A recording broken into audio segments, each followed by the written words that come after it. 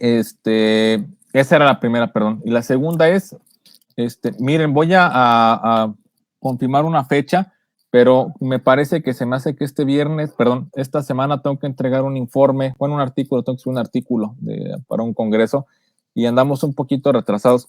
Entonces estamos checando a ver si nos dan una chance de empezar, de subirlo más tarde, pero si no, les aviso mañana temprano, mañana en el transcurso antes del mediodía, y les voy a pedir chance, les voy a dejar grabadas algunas actividades para que las salgan de la semana en lo que terminamos el artículo, porque si es para esta semana es para jueves y si andamos un poco justos de tiempo, pero mañana les aviso tempranito.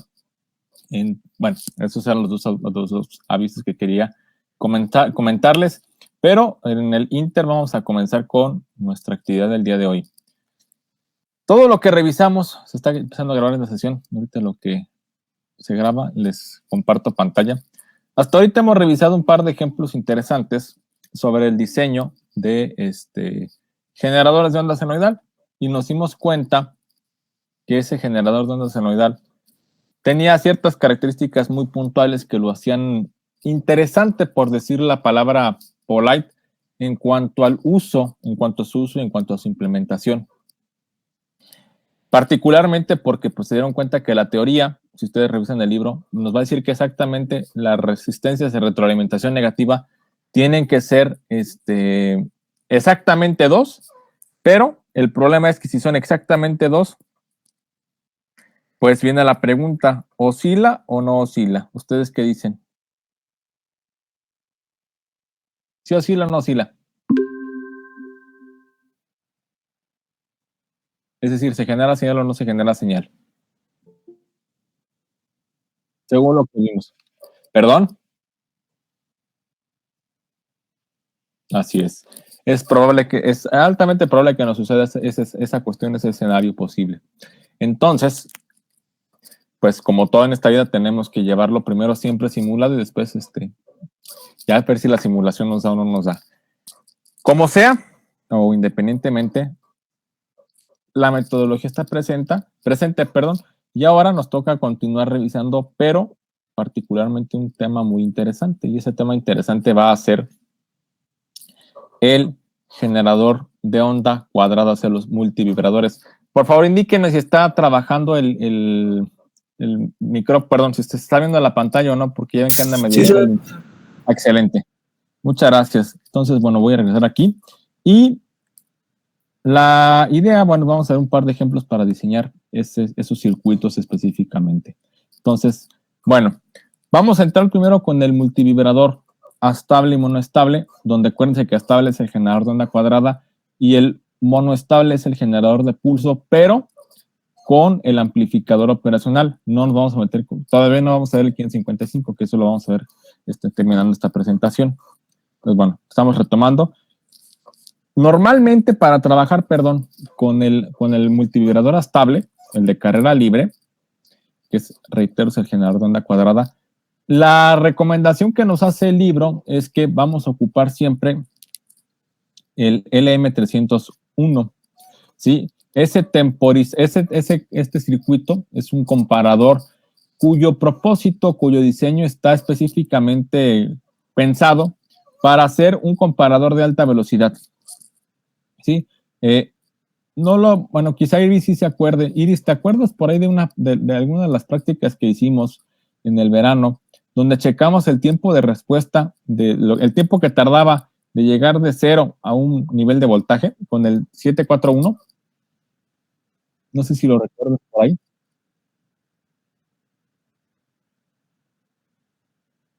No, creo que bueno, ustedes tuvieron un problema con la práctica. Bueno, como sea, hay un circuito, hay un procedimiento especial que se sigue para medir el tiempo de respuesta entre 0 y un voltaje específico en cualquier amplificador operacional.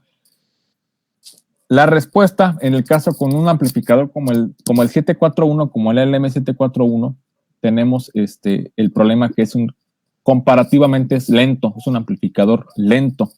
Entonces, si es un amplificador lento, esto va a implicar que nosotros no podamos diseñar, si lo queremos trabajar como un comparador, o no podamos tener respuestas relativamente rápidas comparado contra lo que nosotros estamos esperando tener. Respuestas me refiero de alrededor de algunos cuantos nanosegundos o femtosegundos o picosegundos, según me convenga. Necesitamos en ocasiones llegar a ese nivel de inmediatez para responder.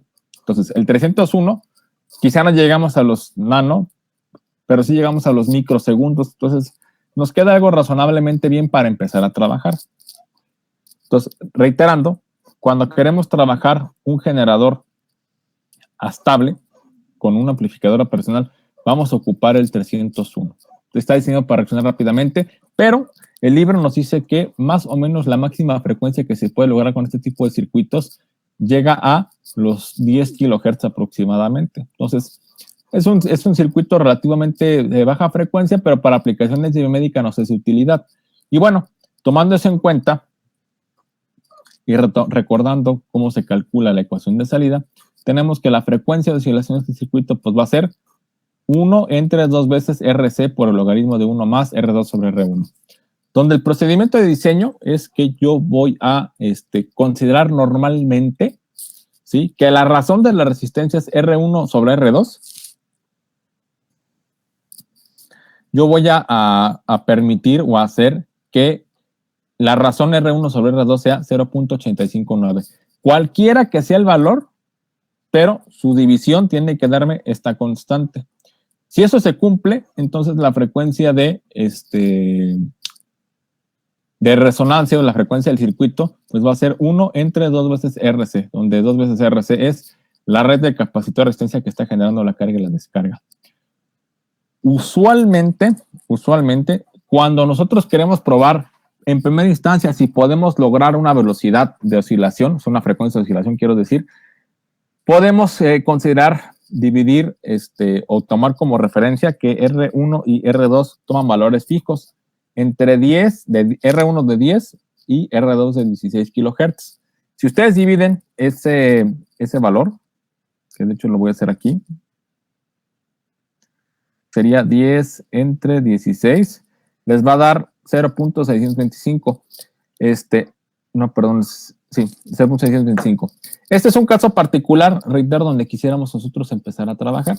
Pudiera darse casualidad, pero si queremos tener un par de parámetros más para jugar, pues lo podemos hacer. En este caso, reitero, trabajaremos con el caso genérico y estaríamos nosotros sustituyendo los valores. Para poner un ejemplo, o el procedimiento de diseño que tenemos que hacer es directamente, voy a fijar el valor R2, el que sea, sustituyo únicamente, multiplico y ya después encuentro la frecuencia al momento de, o fijando el valor del capacitor y encontrando la resistencia. Entonces, ese va a ser el procedimiento general de diseño. Bueno, para poner un ejemplo, nos vamos a trabajar con diseñando un generador de onda cuadrada o multivibradora estable. En el examen les puedo preguntar cualquiera de las dos, cuya frecuencia de resonancia o cuya frecuencia de oscilación sea 100 Hz. Entonces, a mí se me ocurrió plantear que el capacitor va a trabajar entre un valor de 470 nanofaradios y R2 la voy a poner de 10 kilohertz. Reitero, R2 puede ser cualquier valor que a mí se me ocurra estar trabajando. Si sustituimos, el valor de R1 con el despeje, habiendo encontrado R2, habiendo fijado R2, pues tenemos que tiene que ser que R1 es 0.859 veces R2. En este caso, R2 son 10 kilohertz o 10,000. Si sustituimos, pues va a ser, multiplica en 0.859 por 10,000, va a ser 8.59 kilohertz. Vamos a ver si esto es cierto. Voy a abrir aquí el libro para encontrar el valor de resistencias. Ojo, acuérdense muy bien que tenemos que tener presente que cuando estamos haciendo problemas de diseño, tenemos que considerar que vamos a trabajar con resistencias de precisión. Si no, pues no viene mucho al caso, no nos va a servir de mucho que digamos.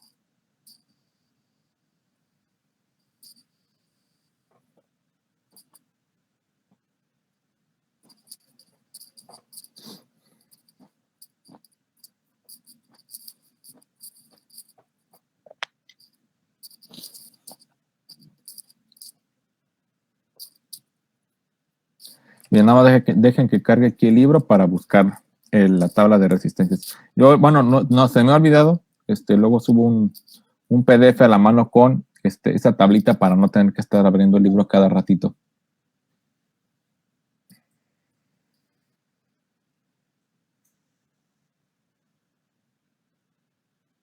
Ya me pasé. Uy, sí, me pasó hasta la unidad 3.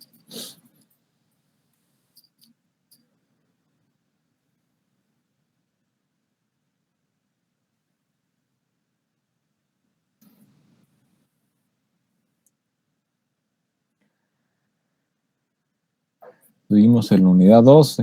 Luego me voy a pasar. Aquí está. Bueno, habiendo hecho el procedimiento, me quedó que tengo que buscar una cercana a 8.59 o 859. Se fijan, estos son las de precisión. Estoy en 806, 825, 845 u 866. Me quedó de 8.59. ¿Cuál es más cercano? ¿8.45 o 8.66? ¿Cuál es el valor más cercano? ¿Qué dirían ustedes?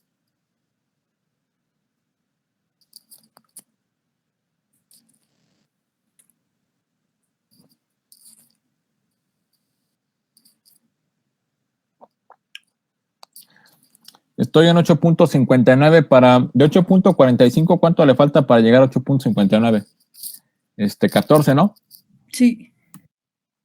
Y de 8.59 a 8.66, ¿cuánto le falta? 7, ¿no? ¿O cuánto le sobra? Sí. Me parece que 7. Entonces mejor el de 8.56, ¿no?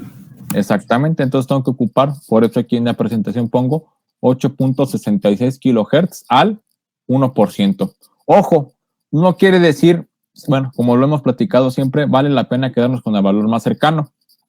No quiere decir que tal vez no podamos quedarnos con 8.45. Sí se puede quedar, pero el problema es que va a tener más desviación de respecto al valor teórico que estamos queriendo alcanzar.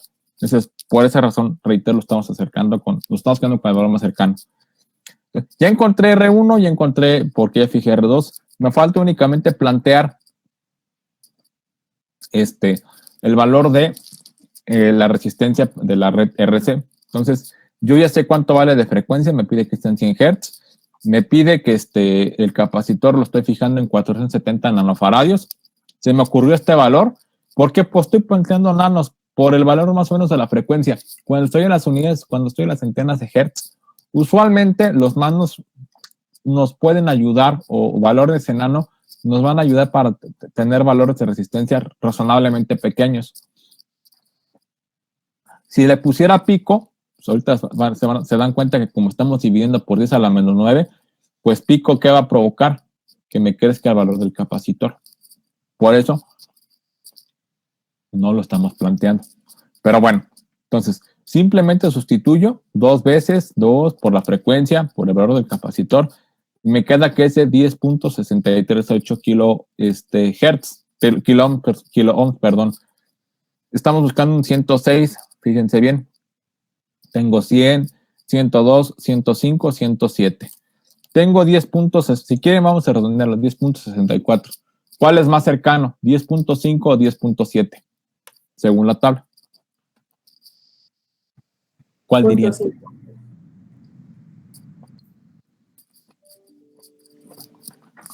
Puede ser, sí puede ser, pero acuérdense que lo estoy redondeando. Entonces, de punto 6, de punto 64 a punto 5 estaría perdiendo punto 14 kilo ohms, perdón. Y de punto 64 a punto 7, pues estoy incrementándole punto 6. Es decir, el valor más cercano va a ser el punto 7. Por esa razón, respetando el criterio que hemos hablado, estoy escogiendo los valores más próximos en cuanto a diferencia positiva o negativa con el valor teórico. Pero lo vamos a simular,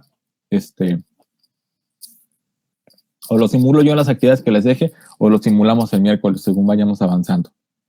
Entonces, directamente sustituyo los valores. ¿Se fijan?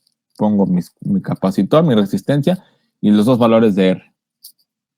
Ustedes me pueden preguntar, ¿se van a modificar los valores de R? Técnicamente no deberían modificarse. El circuito va a empezar a oscilar directamente, pero como todo en esta vida, todo puede suceder hasta que no tengamos la simulación hecha y nos demos cuenta si sí va a servir o si definitivamente no va a servir. Entonces, bueno, lo tenemos que considerar como todo en esta vida. ¿Dudas, preguntas, algo que no se haya entendido hasta ahorita? No, profe. Muy bien, excelente. Reitero, ¿se fijan? Tenemos infinitas combinaciones para poder plantear una respuesta diferente a un mismo problema. Entonces, esto va a implicar directamente que ustedes, pues es poco probable o muy difícil, si lo quieren, que puedan encontrar dos respuestas iguales en el examen cuando hagamos el examen de esta unidad. Bueno, ahora pongamos otro ejemplo. Seguimos con un generador de onda cuadrada, ¿sí? En este caso voy a incrementar la frecuencia a 375 Hz. Tengo el mismo planteamiento, pero incremento la frecuencia. Por cambiarle los valores de capacitancia y de resistencia, vamos a plantear uno diferente. A mí se me ocurre que el valor del capacitor que quiero trabajar es de 180 nanofaradios y que la resistencia R2 sea de 20.5. ¿De dónde la saqué? Vean, estoy aquí. 200, 205. De aquí saqué ese 20.5.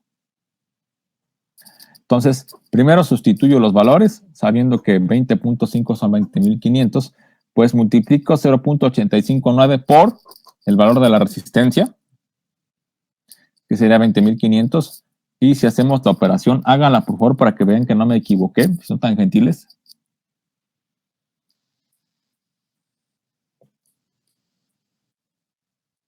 La de R1, ¿verdad? Por favor. Excelente. Entonces me queda, gracias Iris, me queda que es de 17.609.5 ohms, o en pocas palabras, 17.6095 kilo ohms. Lo redondeamos si quieren a 17.61 para evitarnos problemas. Dicho esto, pues ahora me tengo que ir aquí a la tabla de valores y me voy a fijar a ver si tengo un valor cercano a 176, por así decirlo. Entonces, bueno, estamos en 162, 169, 174 y 178. Tengo 17.61.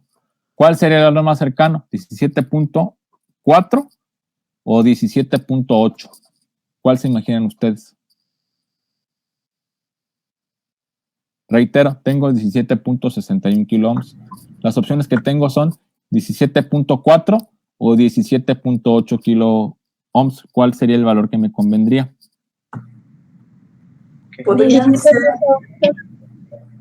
¿Perdón?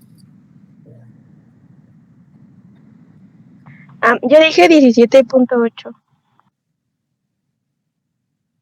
Sí, de hecho el más cercano va a ser 17.8. Estoy a la mitad. Estoy directamente a la mitad. Pero resulta, bueno, o me interesa en este caso que... Perdón, resulta o me interesa, perdón, bueno, estaba en 17.6, perdón, lo más cercano es 7.8 y bueno, aquí tal vez pudiera ser un poquito más interesante porque no me estoy desviando mucho. Técnicamente es más cercano es 7.8, pero también podría probar 7.6. A ver cuál de las dos combinaciones me pudiera funcionar para acercarme al máximo valor posible de tener ese punto. Esto va a implicar o esto va a resultar en que, bueno, cuando hagamos la simulación nos vamos a dar cuenta qué tanto influyen esos pequeños valores. Lo vamos a revisar. Encontré R2, despejo para encontrar la resistencia de la red RC. Otra vez, simplemente sustituyo. Se fijan, estoy incrementando el valor de la frecuencia. Comparado con el problema previo, ¿qué valor de capacidad ocupé? ¿Es un valor más pequeño o más grande? ¿Qué me dirán ustedes?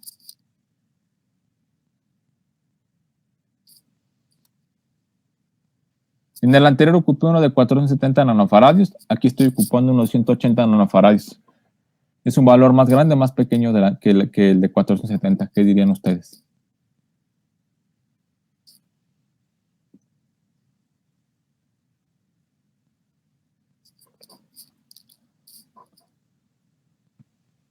pudiéramos decir que es más pequeño. ¿Por qué es más pequeño? Porque tengo una mayor frecuencia de oscilación. Acuérdense, la relación siempre está en que si entre más alta sea la frecuencia de oscilación, menor tiene que ser el capacitor. Y si se dan cuenta, apenas escogí un valor apropiado, porque al momento de sustituir en la fórmula para encontrar la resistencia, digo 1 entre 2 veces por la frecuencia de oscilación por el valor del capacitor, me queda que me da 1.33 o 1332.69 ohms, ¿sí? Es un valor que está ligeramente por encima del mínimo que podemos tolerar, que habíamos dicho que iba a ser específicamente 1 kilo ohm. Entonces, el más cercano, pues por obvias razones, si no hay un 132, pues tiene que ser un 133. Ese sí no me queda de otra. Y aquí está un 133. El más cercano es 1.3 o 1.33. Pues me quedo con el 1.33. Por ejemplo, a ver, hagan una pequeña simulación rápida. Sustituyan el valor, en vez de 180, pongan el capacitor de 470 nanofaradios. A ver cuánto nos queda.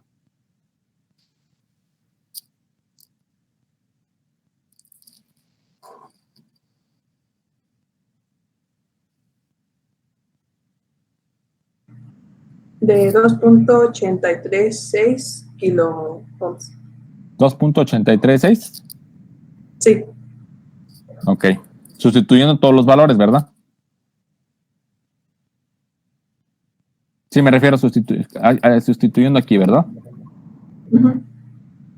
¿A todos queda eso? Sí, profe. Ok. Entonces, ¿se fijan? Aún estamos en el rango razonablemente bueno para poderlo trabajar. Entre 180 y 470 hay varios valores comerciales. Ahora sí que esto va a depender del valor que ustedes escojan. Y bueno, finalmente el circuito quedaría pues igual a ¿no? Simplemente sustituimos los valores de las resistencias. Ustedes van a preguntar, oiga, ¿y por qué no estamos viendo aquí el generador monoestable o el de pulso? Muy sencillo, porque con amplificador operacional está más complicado temporizar ese únicamente valor de tiempo. De hecho, yo les puedo decir que en esencia yo no conozco ningún circuito que ocupe un solo amplificador operacional para temporizar tiempo. Por esta razón, vamos a conocer o vamos a ocupar el generador, el 555. Pero antes de cambiar, y ahorita cerré la presentación, la vuelvo a abrir. ¿Dudas, preguntas, comentarios, algo que no se haya entendido? No, todo bien, profe. No, Muy bien, excelente. Entonces, bueno, entonces nos pasamos ahora con el 555. Recuerden que el 555 es un circuito de temporización, ya ven específicamente diseñado y tiene ya los dos modos para trabajar directamente. Entonces, con el 555 podemos trabajar en dos configuraciones, como lo habíamos dicho y como lo hemos visto hasta el cansancio, el astable o la generación de carrera libre de la onda cuadrada, y sabemos que tenemos que especificar el ciclo activo y la frecuencia para encontrar RA, RB y nosotros poner el valor del capacitor. Y teniendo esto en cuenta, pues vamos a plantear un ejercicio muy sencillito de diseño, ¿sí? Primer punto, me dice que encuentre los componentes necesarios para que yo pueda generar un multivibrador estable que tenga una frecuencia de oscilación de 50 kHz y la señal tenga un ciclo activo del 75%. Y aquí me piden que yo asuma que el capacitor es de 1 nanofaradio. ¿Por qué 1? Porque no tengo frecuencias altas. Se me ocurrió plantearlo a mí así. Entonces, tengo dos fórmulas. Aquí las tengo, ciclo activo y la frecuencia. Yo voy a despejar directamente de la primera despejo, tanto la opción R, bueno, el factor RA más 2 veces RB, me quedaría que va a ser la frecuencia por el capacitor. Entonces, sustituyo directamente los valores que tengo. Me queda que RA más 2 veces RB va a ser igual a 1.44 entre 50,000 por 1 nanofaradio. Y si hago esa operación, que les pido me ayuden a checarla, a ver si no me equivoqué, va a ser 28,880. Chéquelo, por favor.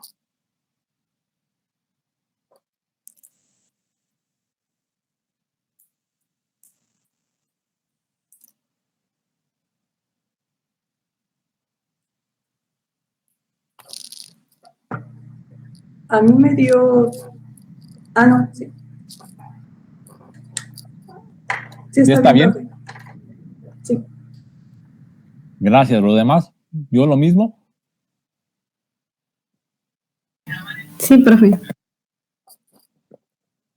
Gracias. Bueno, ya encontré una primera ecuación. Voy a sustituir la segunda. Acuérdense que estoy con el ciclo activo. El ciclo activo está en porcentaje. Nada más lo divido entre 100 y ya me queda el 0.75. Entonces, el ciclo activo va a ser RA más RB entre RA más 2 veces RB. Yo despejo para igualar. Se me ocurre igualar estas dos ecuaciones. Y pues me queda que va a ser 0.75. ¿Qué voy a hacer al final? Pues nada, única y exclusivamente los voy a simplificar hasta donde me sea posible la opción RA más RB. Vamos a ver qué me genera.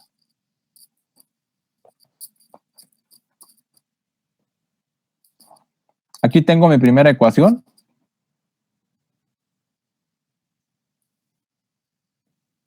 Tengo mi primera ecuación y voy a estar trabajando ahorita con esta. Nada más la voy a simplificar hasta donde sea posible. Entonces, se fijan, todo lo que tenga RA y RB lo paso para el otro lado. Va a pasar todo con el signo negativo. Entonces va a ser 0.75 menos RA más 1.5 RB menos RB. Hacemos la operación y me queda pues que va a ser 0.5 RA menos 0.5 RB y todo es igualado a 0. Y al final, pues lo único que voy a hacer es resolver esta ecuación, este sistema de ecuaciones de dos incógnitas y dos ecuaciones. ¿Por qué método? Por el que a mí se me ocurre. El más simple que nos podemos ver a la mano, pues es el de suma o resta. Afortunadamente ya vienen los signos cambiados. Entonces, ¿qué voy a hacer? Pues sumo estas dos, perdón, aquí voy a borrar. ¿Qué voy a plantear? ¿Qué voy a hacer? Muy sencillito. Estaba con la pluma, perdón. Voy a minimizar. Hago la suma. Y me queda que va a ser 2 veces RB, va a ser igual a 28.880. O lo que es lo mismo, que RA va a ser igual a 28.800 entre 2, será igual a 14.400 o 144. Y vamos a irnos aquí a ver si lo tenemos. Tenemos un 140, 143, 147. Por obvias razones, el más cercano va a ser el 143. Es decir, el 14 va a ser la resistencia igual a 14.3 kilo ohms con una tolerancia del 1%. Y por último, pues puedo escoger cualquier otra de las ecuaciones previas para poder despejar, que sería esta y esta. También se me ocurre despejar la primerita para encontrar RB y resulta pues que tengo que me queda que RB va a ser igual a RA entre, perdón, voy a despejar esta y resulta que va a ser que RB va a ser igual a RA sobre 2, es decir, la resistencia sobre 2. Para esto tomo el valor original de la resistencia, lo divido entre 2, 7.200, o sea, un 720, y busco en los valores comerciales a ver qué encuentro. Tengo 7.15 y 7.32. Obviamente, pues el más cercano va a ser 7.15 kilo ohms. Entonces, nos quedó así. Ojo, aquí coincidió que la resistencia, que pudiéramos tomar el valor de la resistencia simplificada, real que podríamos utilizar, no siempre va a ser el caso. Por esa razón, cuando estamos enseñando, vamos a tomar siempre los valores teóricos y luego redondeamos hasta donde nos convenga. Y así de sencillito, tomando el circuito, tengo yo mi temporizador diseñado. ¿Dudas, preguntas, comentarios, algo que no se haya entendido? ¿Puede regresar a la diapositiva anterior, por favor? Sí.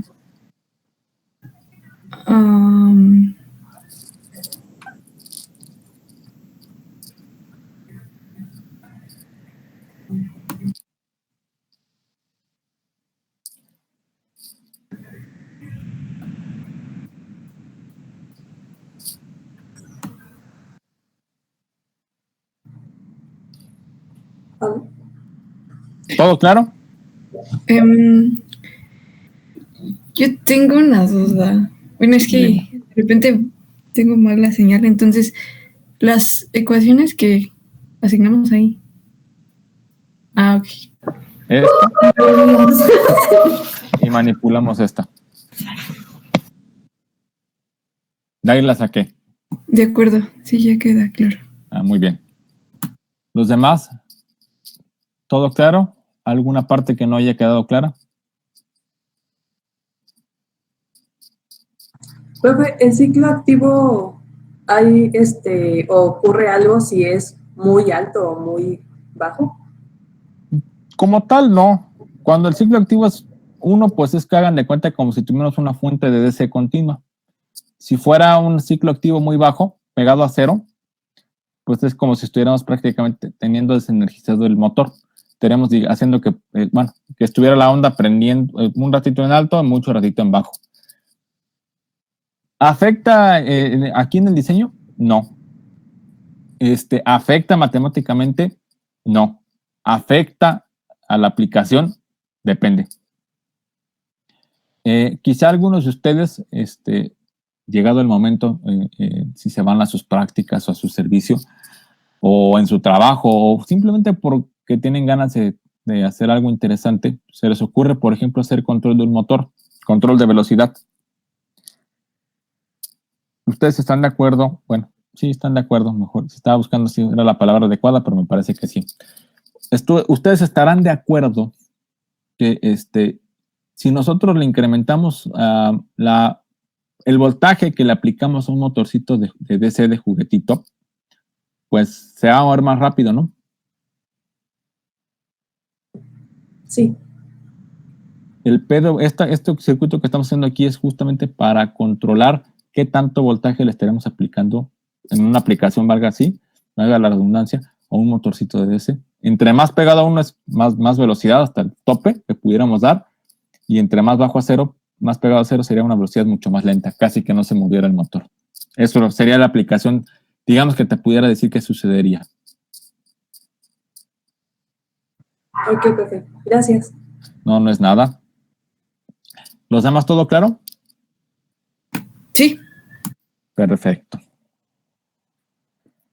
Bueno, ahora podemos hablar del generador monoestable, ¿sí? Donde este generador monoestable, acuérdense que es el pulso, pues el generador de pulsos, donde únicamente voy a requerir mi resistencia y mi capacitor. Aquí está la ecuación, muy sencillita, que el tiempo que va a durar el pulso va a ser 1.1 RC. Entonces, yo aquí, bueno, el problema me pide que yo suponga un temporizador que dure, o un generador de un solo pulso y que dure 250 milisegundos, ¿sí? Estos son 50 milisegundos, pues por ejemplo es un cuarto de segundo. Me lo pidieron así. Y bueno, aquí me dicen que yo suponga que el capacitor es de 100 nanofarads. En teoría, 250 microsegundos milisegundos, perdón, es un tiempo bastante alto. Reitero, es un cuarto de segundo. Entonces, si yo sustituyo, despejando aquí, tengo el tiempo y o estoy especificando el valor del capacitor, pues despejo para encontrar R, que sería básicamente T es igual a 1.1C, que es lo que están viendo en pantalla. Pues si sustituyo este 1.1 por el valor del capacitor, ayúdenme a hacer la división, a ver si no me equivoqué. Si dividimos 250 por 10 a la menos 3 entre 1.1 por 100 por 10 a la menos 9, según mis cálculos cuando hice la presentación hace algunos días, tendría que ser igual a 2.27 megaohms. Chéquenlo, por favor. A ver si no me equivoqué en la división. Sí, está bien, profe. Muchas gracias. Pregunta. Dijimos o estamos conscientes o podemos ocupar una resistencia de 2.2 megaohms. ¿Deberíamos poderlo ocupar?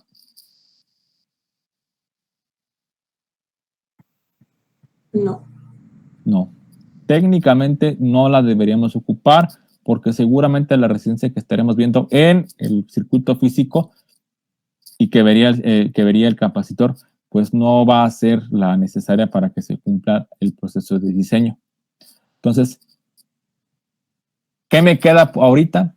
Lo único que puedo hacer es o disminuir el tiempo, pero es un requerimiento del problema, o subo el capacitor. Entonces, ahora me fui con un microfaradio. Microfaradio es 10 a la menos 6. Y vean el efecto que tiene. Multiplico por 3, se multiplica aquí por 100 el valor, y pues me quedo que va a ser, o lo divido entre 100, mejor dicho, para el valor de la resistencia, y se fijan, pues lo dividí, y por lo tanto, esto provocó que la resistencia ya quedara en un valor razonablemente ya más pertinente. En este caso, si ocupo un capacitor de un microfaradio, pues el valor de la resistencia sería de 227.27 kiloohms, lo cual ya es más factible que probablemente lo pueda encontrar. Por ejemplo, aquí voy a ver si encuentro un 227. Tenemos 205, 210, 215, 221, 226. O sea, ya tengo 226 kiloohms. Ya lo puedo encontrar y esto me va a quedar, reitero, razonablemente bien. Quizá ustedes van a preguntar, ¿y qué pasa si sigo incrementando el capacitor? Pues aquí está la demostración. Incremento en otro orden el valor del capacitor. Ahora en vez de ser un microfaradio lo pongo de 10, que este sí ya definitivamente va a caer en el rango de los capacitores electrolíticos o que tienen polarización fija, y pues el valor de la resistencia se disminuyó en otro orden de magnitud, es decir, en un factor de 10. Entonces, con esto que quiero llegar, ¿a qué es a lo que quiero llegar? Así como está el circuito planteado, quizá no sea muy práctico que yo me siente a contar tiempos o secuencias de tiempo que son muy grandes, ¿sí? No es práctico porque o subo el capacitor o subo la resistencia, y va a llegar un momento en el que ninguno de los dos valores va a ser algo que sea prácticamente implementable, ¿sí? En ese momento ya voy a tener que recurrir a la electrónica digital. Y en este caso, esa electrónica digital, ¿quién creen que va a ser? Pues el microcontrolador o el FPGA o cualquier plataforma que tenga formas de temporizar el tiempo. Pero esa segunda parte, aquí infortunadamente no nos toca verlo, pero con Gina yo creo que lo van a llegar a ver hacia el final del semestre. Bueno, dicho esto, estos serían, digamos, que los ejemplos que podemos estar trabajando para esta unidad. Estas son las formas más simples de onda que podemos generar con el circuito. ¿La onda cuadrada se aplica directamente? No, la única que se aplica es la senoidal, pero eso no quiere decir que no tenga aplicaciones biomédicas como lo acabamos de mencionar. Bueno, dudas, preguntas, comentarios, algo que no se haya entendido. Yo, profe, había mencionado, bueno, cuando vimos el de para onda senoidal, que Ajá. si trabajábamos con un capacitor en microfaradios, pues iba a resultar en utilizar un capacitor electrolítico. Pero entonces acá también es lo mismo. Perdón, sí, es exactamente lo mismo. Entre más grande sea el capacitor, ya cae ya en el rango de los que son los electrolíticos. Hay exactamente lo mismo. ¿Es recomendable usarlo? No. ¿Se puede usar? A diferencia de la onda senoidal, que tiene el efecto que tiene es un poco más marcada los cambios de la polaridad. Quizá para este 1555 sea factible para algunos escenarios el que podemos ocupar el electrolítico. Para descubrirlos tendríamos que, desafortunadamente, bueno, digo desafortunadamente es porque ahorita no tenemos chance, no tenemos forma de ir rápidamente al laboratorio, pero tendríamos que ir al laboratorio, probar el circuito y ver si funciona o no. La recomendación es que no se use, pero eso no quiere decir que para ciertos diseños pueda ser un buen sustituto y dé buenos resultados. Ok, y para este ejemplo que hicimos, entonces, sí, ¿cuál es el mejor? Yo me quedaría con el del medio. ¿Por qué? ¿Por qué me quedaría con el del medio? Porque el de un microfaradio quizá no va a ser tan fácil que localicemos el capacitor no polarizado. pero si lo podemos conseguir, va a funcionarlos muy bien. O bien el capacitor electrolítico de un microfaradio está de bueno, si alcanza a ver está de este tamaño, más o menos. Entonces, si por alguna razón entrara en corto, no sería tanto problema. No generaríamos un problema mayor si se llegara a reventar. Nunca han, bueno, sí, perdón si les suena tonta la pregunta, pero nunca han quemado un capacitor. ¿No los han reventado? ¿Vale? ¿Cómo huelen los capacitores quemados? Sí, es que... Sí, eso sí. Hagan de cuenta que internamente el capacitor, que es electrolítico, dentro de, no sé si recuerdan por ahí sus clases de física, pues tenemos que tener un dieléctrico y con una cierta área, porque en las paredes del dieléctrico se acomodan las cargas para que se almacenen. Entonces, el capacitor electrolítico, como los que vemos, que son de este tamañito, y los más grandes también, tienen capas internas de papel, es lo más barato, papel impregnado con aceite especial. Entonces, cuando se hace corto y explota, pues se quema el papel y se quema el aceite. Y eso pues, es contaminante, altamente, son fenómenos o generan residuos altamente contaminantes. Y se tiene que evitar, bueno, debería intentarse evitar a lo mejor posible. No les digo que no vaya a suceder, pues no va a suceder, pero por esa razón les digo se tiene que evitar. Aunque, bueno, pues como dice Iris, cuando sucede, pues ya se ríe uno, la verdad, porque sí es gracioso. Entonces, por eso nos quedaríamos con porque el tamaño, si se llega a pasar algo, es algo que podemos manejar muy bien.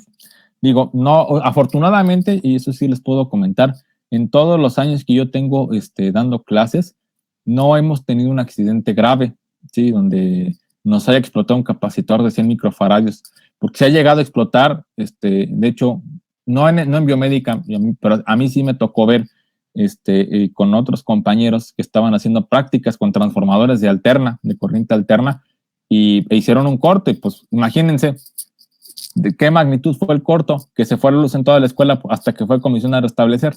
Ustedes dirán. Nos quedamos todo ahí en San Juan del Río. Se quedó el laboratorio todo el día sin luz hasta que regresó comisión a restablecer las cuchillas. Entonces, a ese nivel podemos generar un problema si no tenemos el suficiente cuidado. Entonces, por esa razón, principalmente es por lo que casi no usamos capacitores electrolíticos para generadores de fuentes, para generadores de onda, perdón. Ok, perfecto. Muchas gracias. No es nada. ¿Más dudas, más preguntas, más comentarios?